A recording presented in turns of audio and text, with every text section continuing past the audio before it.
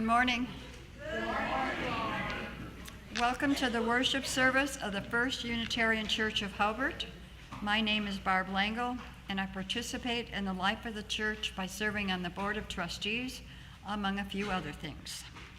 We are a religious community of people with diverse beliefs and shared values. Our diverse beliefs are expressed in our 6 sources, and our shared values are expressed in our 7 principles. Both can be found online at uua.org. Together, we strive to grow spiritually, build community, and live our values in the world. Michelle has an announcement.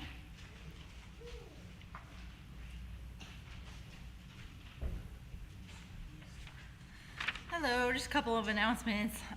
Earth Charter Indiana is hosting a free double feature short documentary screening featuring the movies Shifting Sands and Liminal, which feature environmental challenges in the region. So it's at IU Northwest in Gary on Thursday, September 7th. So if anybody wants more info or like to carpool, me and Diane are going. So if anybody would like to go with us, let me know. Me and Tracy are hosting our bocce ball tournament dinner church fundraiser on Saturday, September 9th at 4 o'clock at our house. If you'd like to join the bocce ball tournament, it's $25. If you just like dinner, it's $25, or you could do $50 for both. The winning team will split the bocce ball money with the church. Drinks are included. And if you can roll a ball, you can play bocce ball. So come out and have fun with us at our house and help out the church at the same time.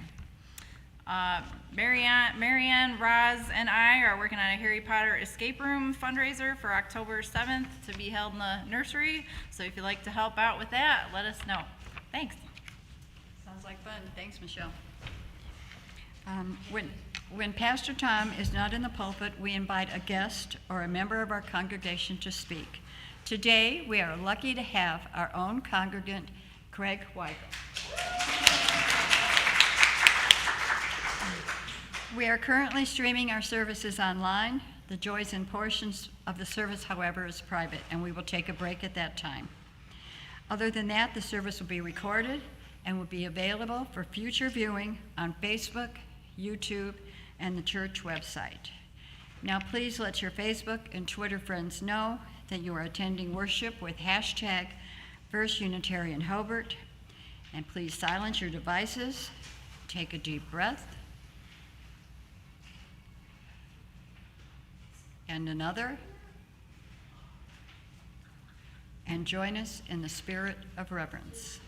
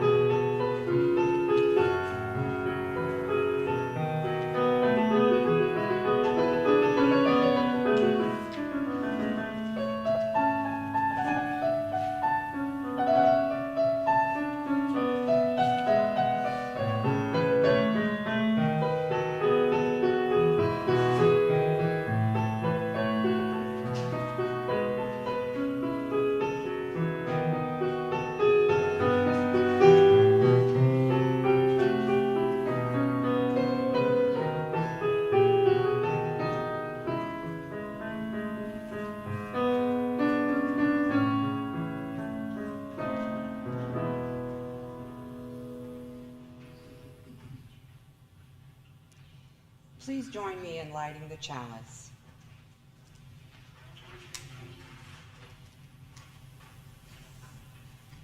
We gather this hour as people of faith, with joys and sorrows, gifts and needs.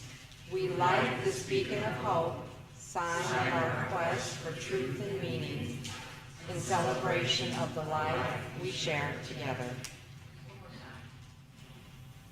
Come on, you can do it.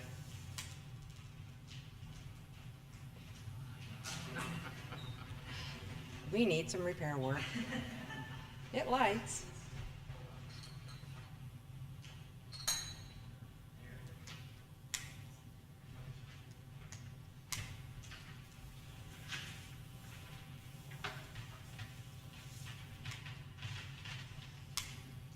Okay, we're going to try it again.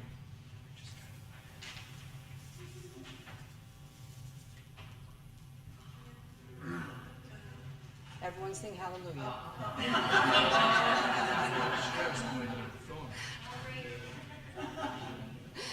Oh dear. Oh dear, oh dear, oh dear. It's not me, I swear. No, it keeps going out. Yeah.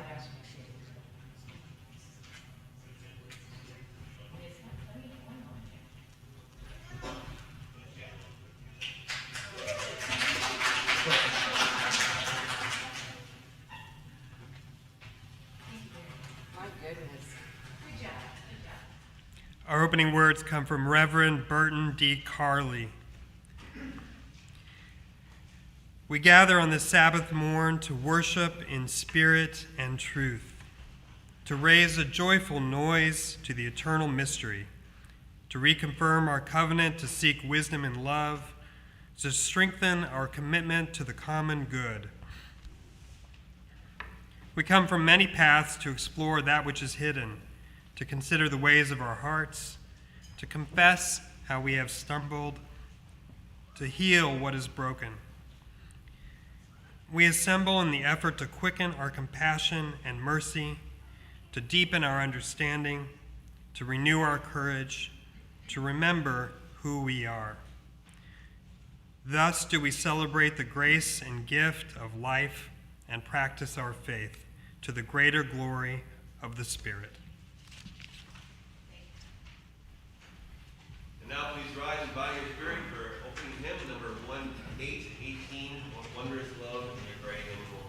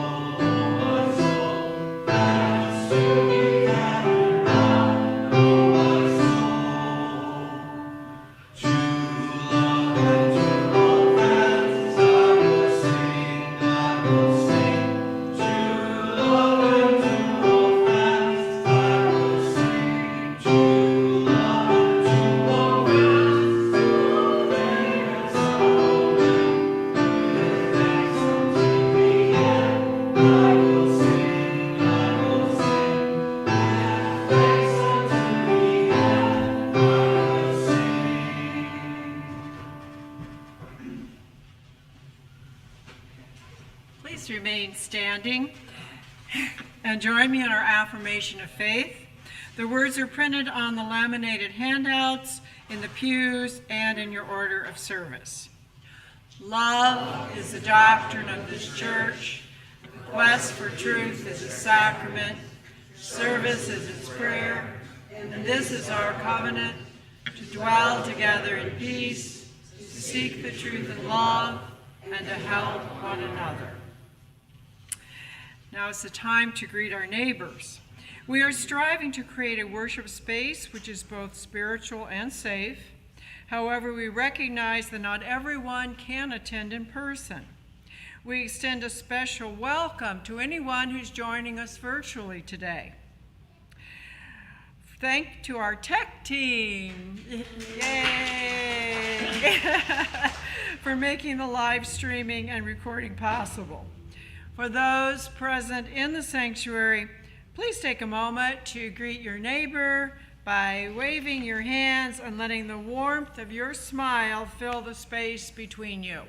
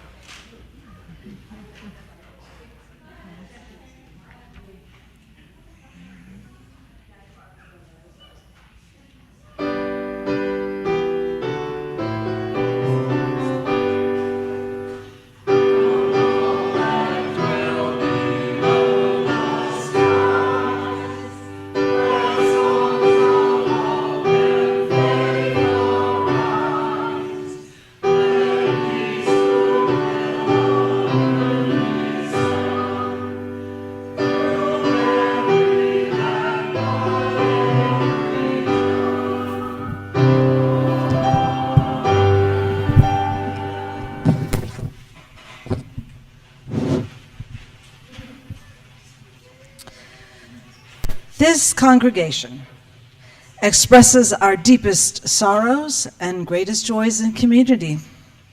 We believe that a sorrow shared is diminished, and a joy shared is magnified. We pause, listening to what arises in our hearts. If anyone would like to share today, I will come to you. Please stand.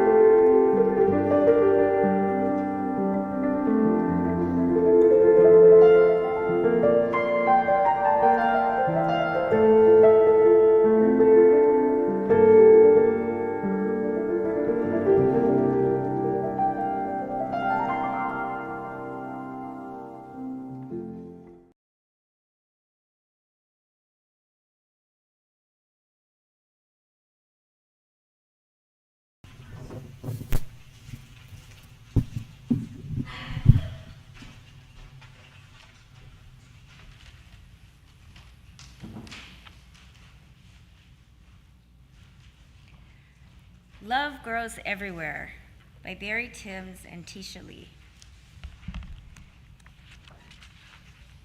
Love grows everywhere. So love grows everywhere. From country farm to city square, from desert village, high and dry, to mountains home where eagles fly. Love grows any place. It doesn't need a fancy space. No matter if the walls are bare, love only needs our thought and care. Yes, thought and care are all love needs to help it grow like tiny seeds. That might seem like nothing much at first, till up into the light they burst. Love will find a way to brighten any cloudy day. A gentle hug, a perfect kiss, a song to bring back times you miss. A moment shared, a helping hand, when things don't turn out quite as planned. A funny joke to bring good cheer, and a kind word whispered in your ear. Love grows on the street and reaches out to those we meet. A neighbor from across the way, a friend from school who'd like to play. But there are others we might see who need our help or charity. As flowers turn towards the sun, love's friendly smile greets everyone. Love lifts hearts and minds and comes in many different kinds. The kind that grows in peace and shade, the kind too bright to ever fade. There's love so great it fills the room, and love that takes its time to bloom. But each is precious from the start, a miracle that melts the heart. Love may hide away when times are hard and skies are gray, when hope seems nowhere to be found, or buried under stony ground. But if we're brave, perhaps we'll dare to show how much we really care. A kind of magic happens then, and love begins to grow again. Love grows everywhere, enough for all, a gift to share. Budding, branching, leaves unfurled, love will make a brighter world.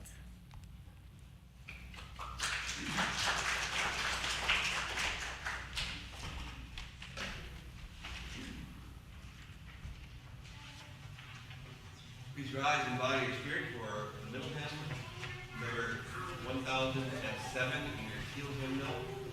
There's a river flowing in my soul.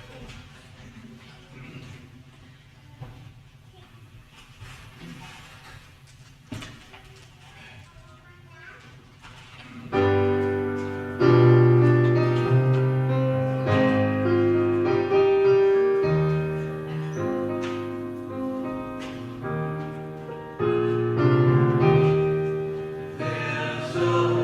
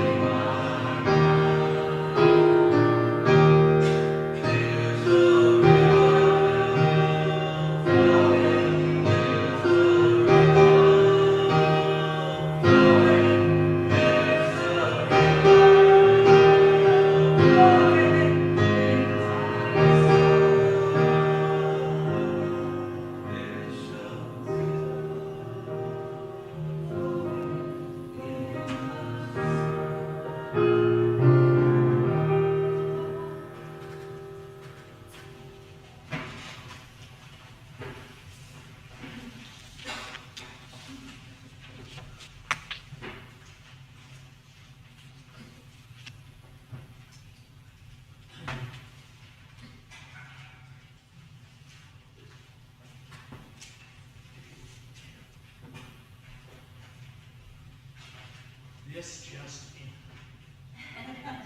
Caution! Pound says not. The rough relationship sees ahead. You'll need to be mindful.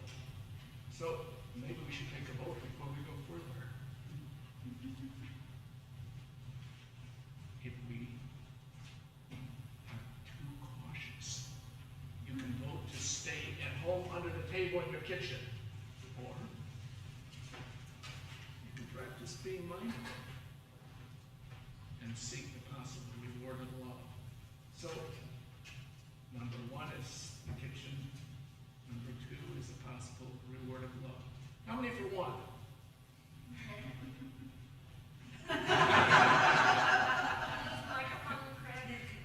She may have found love under the kitchen table. I don't know. How many for number two? Oh, good. I can keep talking.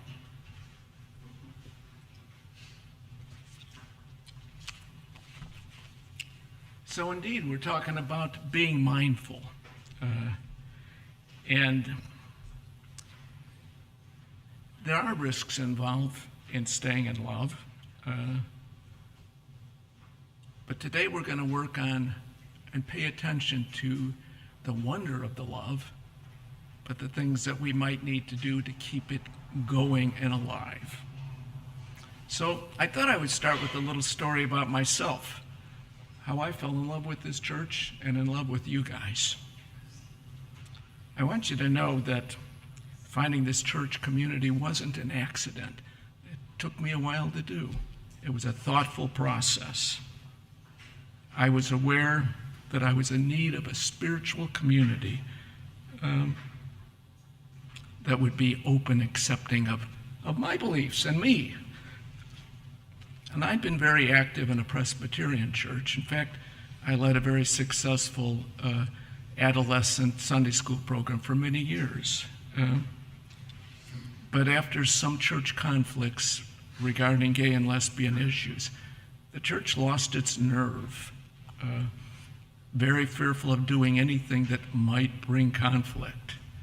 And so it was kind of like a couple that lived together, not getting along, separate parts in the house, but the only thing they talked about was the weather. Nothing meaningful, nothing that brought life. And so after some time, maybe a little bit too long, I asked for a meeting with the minister to see if there was a place where I could fit. I told her that I really didn't believe that Jesus of Nazareth was a deity, and I was concerned that all the talk about the miracles was a real distraction from the wonderful messages of this man Jesus about inclusiveness, kindness, and forgiving. I'd gotten along very well with this minister in the past. I helped her in a lot of things. We liked each other. So she looked at me with great sadness and said, "Oh my, you really don't fit here." Which sounds a little brutal, but in her case, it was a statement of, you need to go seek. And so I'm still in the membership rolls there. They didn't kick me out, which is fine. So I did what a lot of people do when they're dating, I guess, after a divorce. I explored the internet, and I kept looking around, and I looked at this church's website, and it looked pretty fascinating, but I live 28 miles away from here, and so I was a little hesitant. But when something's caught your eye, you keep looking over and over again, and so I did. And I couldn't think of any more excuses not to come. I reminded myself of people that I've seen in therapy. After a great divorce, they're a little reluctant to go out and seek something, even though their rewards are great. And finally, you just say one day to yourself, just do it. And so I did.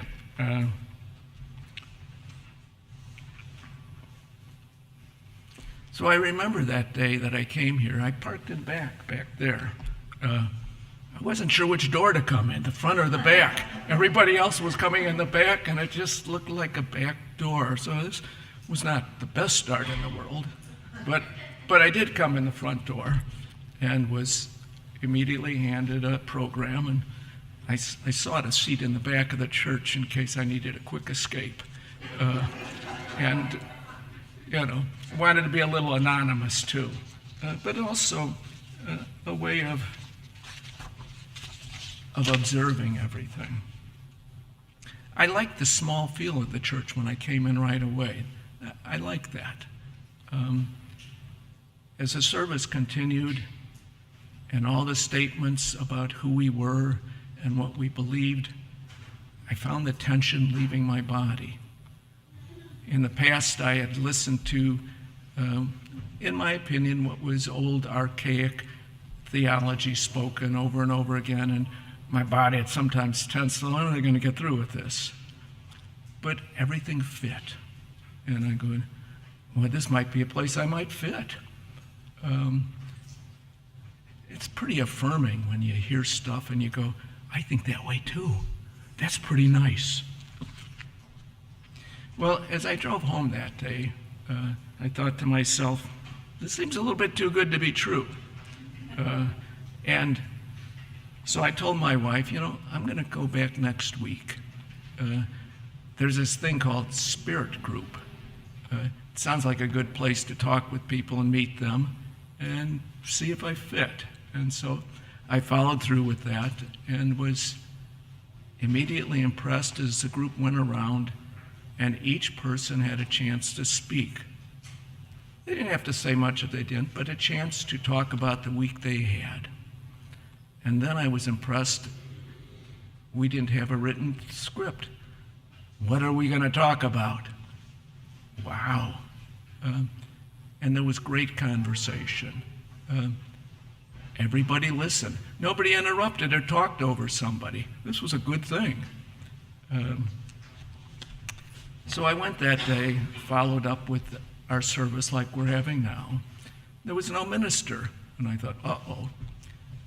But fortunately, Sandy Waters was doing a sermon that day, and I went, this is working really good. And so, the words flowed, and I felt that comfort again that I felt the very first time. And,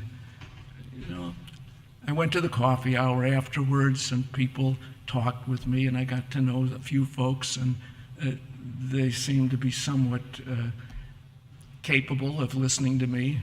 And so I drove home that day in the car, and I had an experience that we might call feeling in love. And you might know that experience. It's, when you first fall in love, you feel like you can tell somebody anything, and they're interested, and you feel safe. And I had all of those feelings. Now, I've been a therapist long enough, and I've lived long enough in this world, and I'd be a little careful of that. Oh my gosh, I'm in love feeling, Let me find my place here. So I knew that intense, wonderful as it was feeling would moderate. And if I was to follow that experience, I'd have to do some work on my part. Well, here I am, a member of the Right Relations team, whose focus ultimately is, in the words of Carole King's signature song, Speeding Time, keeping your love alive. Now, I did warn you.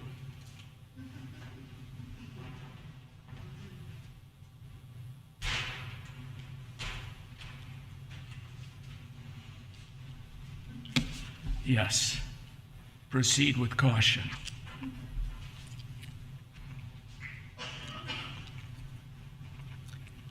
I'm sure many of you have noticed in many community groups, many of them are dying, dwindling in numbers. When I moved to this area in the mid-1970s, there was a very active JC's group. They held the annual 4th of July parade, big deal in LaPorte, because LaPorte's called the capital of the state on that one day. They did the fireworks display. They did a lot of good things in the community. They built park benches, that was one thing. And so they had a call up. And so I went. There was like 200 people. It was all guys before the JCs had joined the JCs. But my clinical schedule wouldn't fit, so despite my desire to be part of it, I wasn't able to do. Last year, the JCs ceased to exist. Nobody was coming. There were no members. The JCs and JCs had joined, but that still wasn't enough. Then about 2 weeks ago, I read in the Michigan City paper, the Michigan City Lions Club was going to no longer exist. Why? There weren't enough members. My neighbor Brian had been the past president of it, and I went across the street, Brian, what's the deal here? And he said, there weren't enough people. He said, we weren't doing anything important anymore. All the people I liked weren't there. It was just the same old, same old. I wanted something to happen.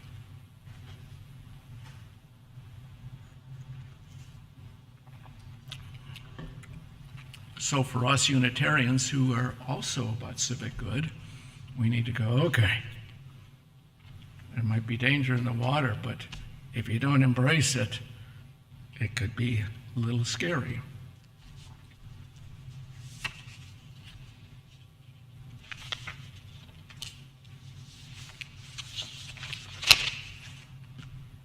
So this is puzzling, almost incongruous, because since the beginning of time, we've sought community, even since in days of caves. And if there weren't people around, we sought animals, animals that we were not eating, or animals that would not eat us, of course. But that is our human nature. So has our DNA changed? Some of it has, but I think not that. You know, we only have to look at the amount of increasing depression and suicidal behavior to know, things aren't working. Our need for community exists that's not being met.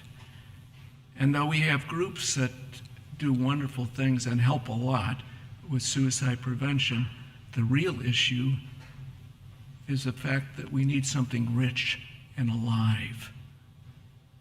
Not what we can find on Facebook or Instagram.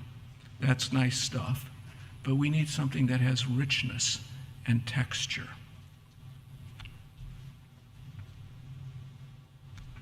Now,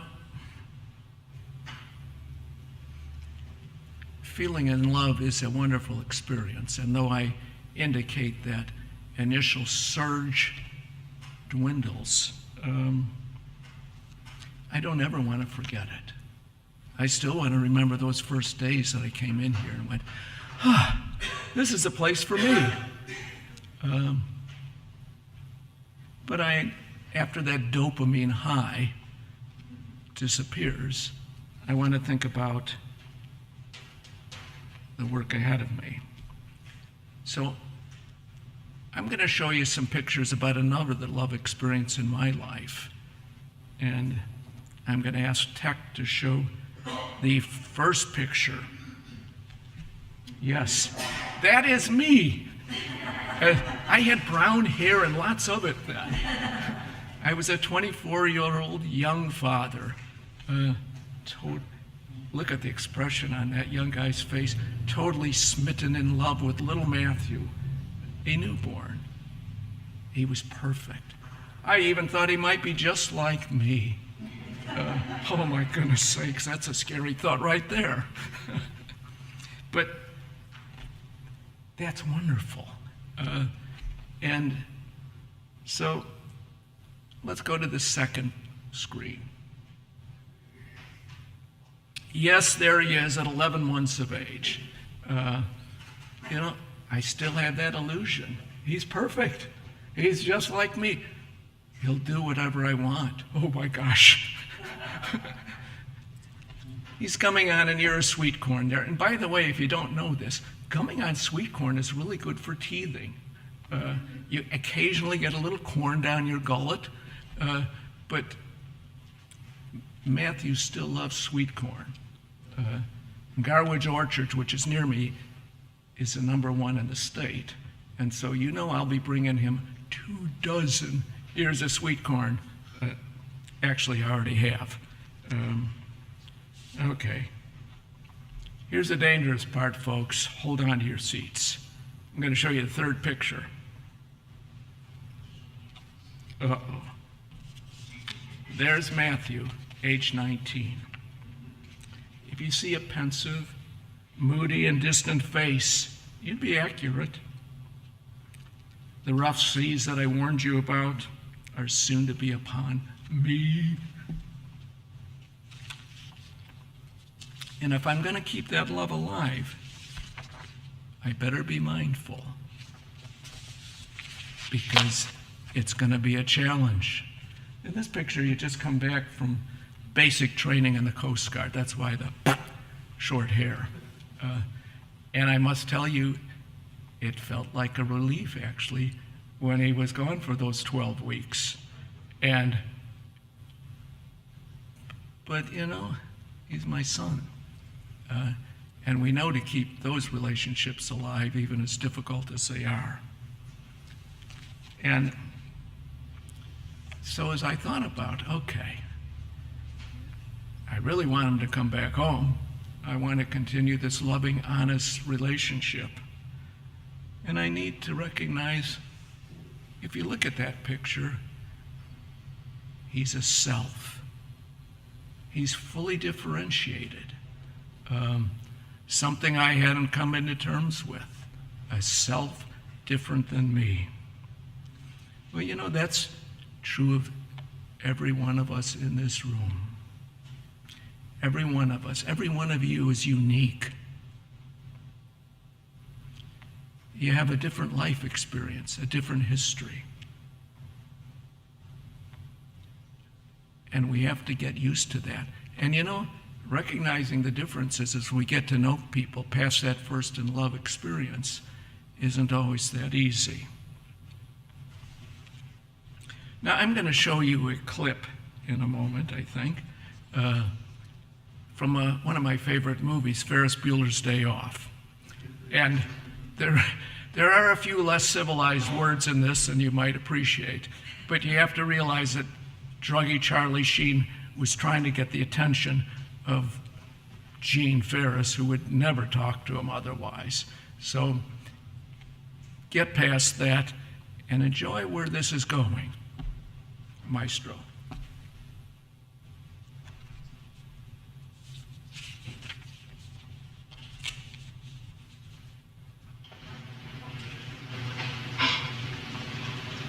My sister wears too much. People think she's a whore.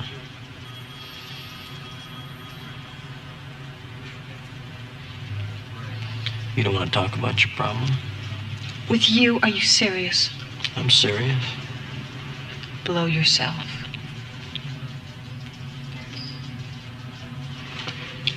All right. You want to know what's wrong? I know what's wrong. Just want to hear you say it. In a nutshell, I hate my brother. How's that? That's cool.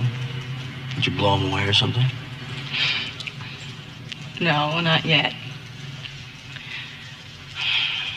See, I went home to confirm that the shithead was ditching school, and when I was there, a guy broke into the house. I called the cops, and they picked me up for making a phony phone call. What do you care if your brother ditches school? Why should he get to ditch when everybody else has to go?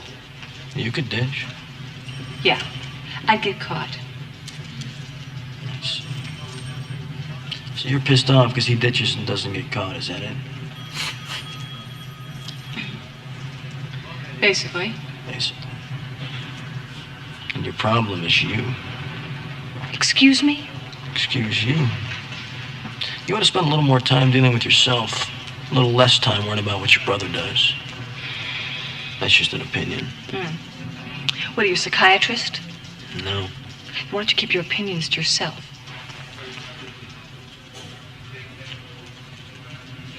Somebody you should talk to.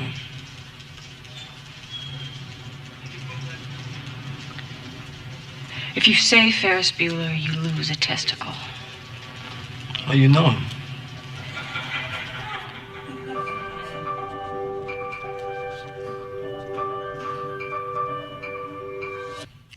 Thank you.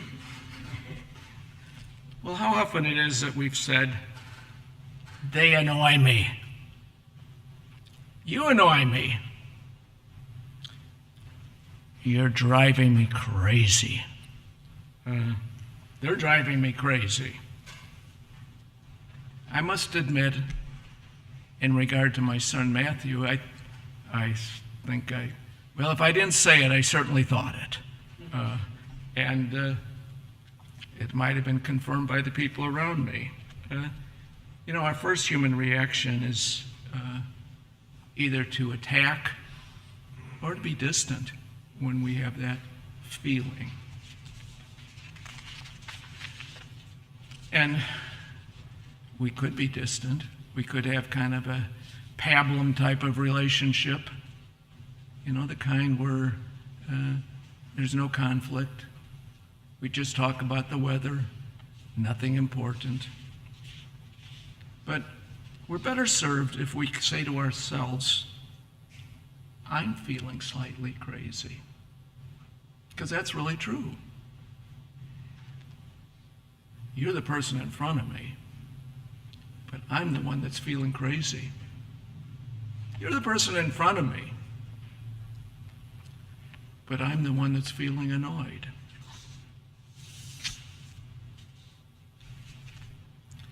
Then coming to know ourselves and think, what aspect is it about me?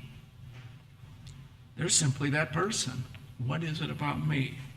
With Matthew, I needed to recognize my expectations and my disappointments that he was different than me and would have a different path. Yes, he was a self, just like all of us. I needed to be not responsible for his life pain. I must admit, I still work on that one, but I still work on it. So once we do that, we become mindful, and then we're ready to use the tools that Right Relations has talked with us about. It requires daily practice. It's not a one and done type of thing. I'm still working on it, but I want to certainly keep the love alive. So I'm going to ask you to do something right now. I want you to look around the room.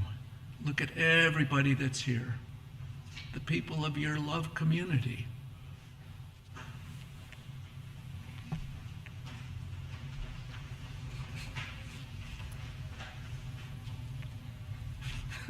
And wave, yes. Hi, Ruth.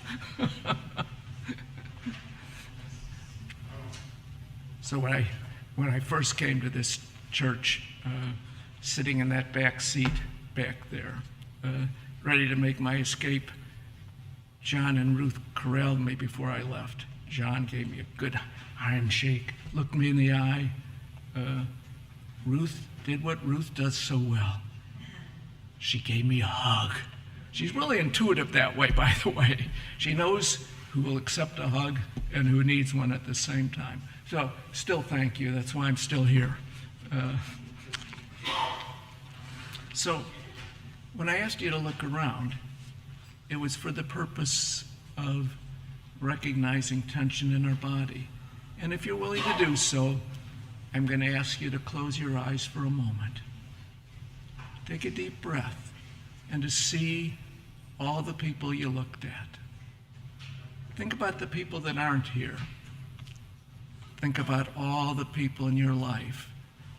And if you feel tension, that's the way it usually is. Think about the people in your life, the people that we have tension with. And don't run from it. Know that you're in a loving community and you're safe to experience the tension. And in doing so, recognizing what element is it about me that creates this tension. And it's important that you avoid any self-shaming. That doesn't help. So any of the what's wrong with me thought, put that aside, if you will.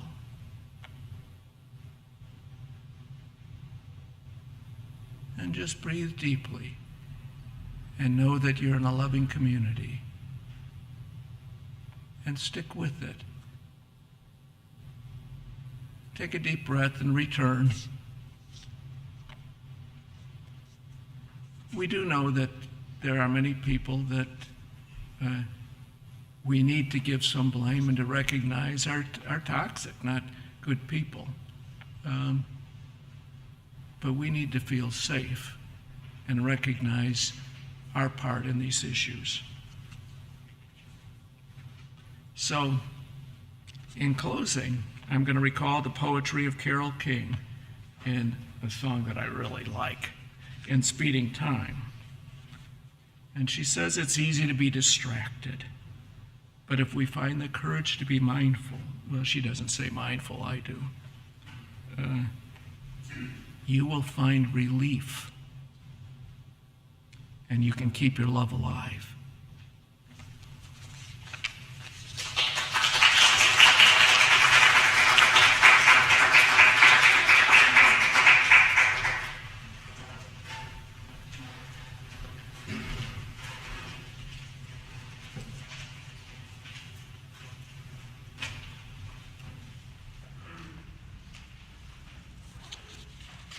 Thank you, Craig. I was a little bit extra interested in your great homily, given that my oldest son is also named Matthew. Rang home a little bit. Also, Carole King is great. So anyway, now is the time in our service for our offering. We give to remind ourselves of how many gifts we have to offer. We give to remember that we are part of something bigger than ourselves. We give because we believe in music and friendship. We give with the faith that together we have enough. The money in the baskets goes to sustaining the mission of our community. The money in the cups goes to a charity chosen by the Faith in Action Ministry, FIA, every month. This month, the money from the cups goes to Northwest Indiana Community Action. For those not here with us today, there's an online link for both one-time and regular donations. That's also on the screen. And maybe one more volunteer, please.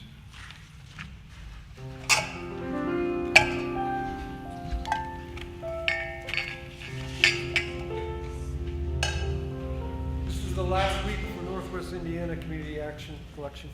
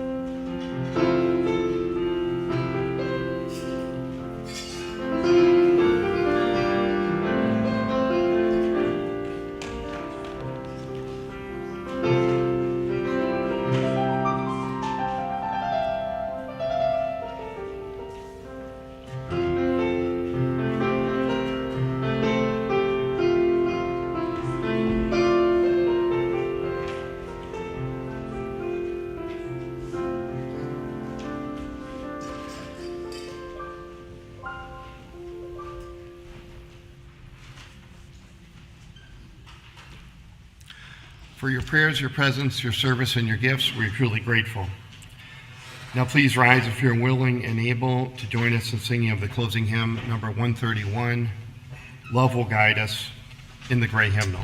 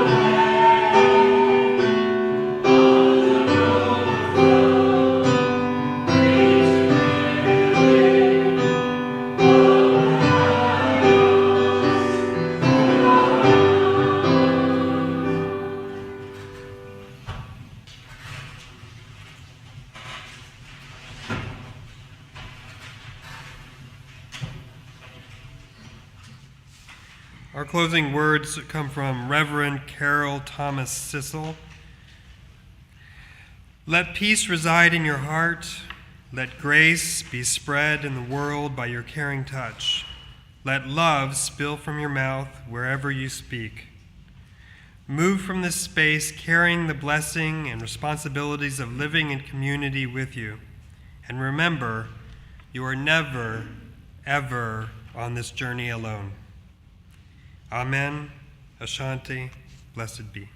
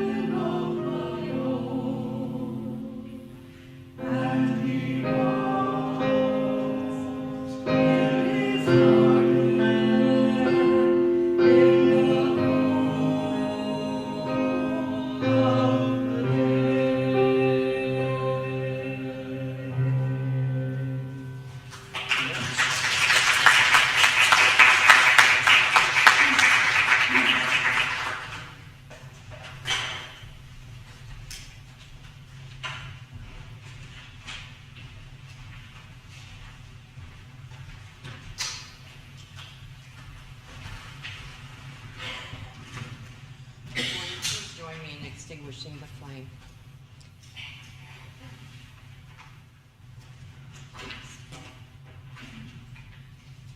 We extinguish this flame, but not the light of truth, the warmth of community, or the fire of commitment.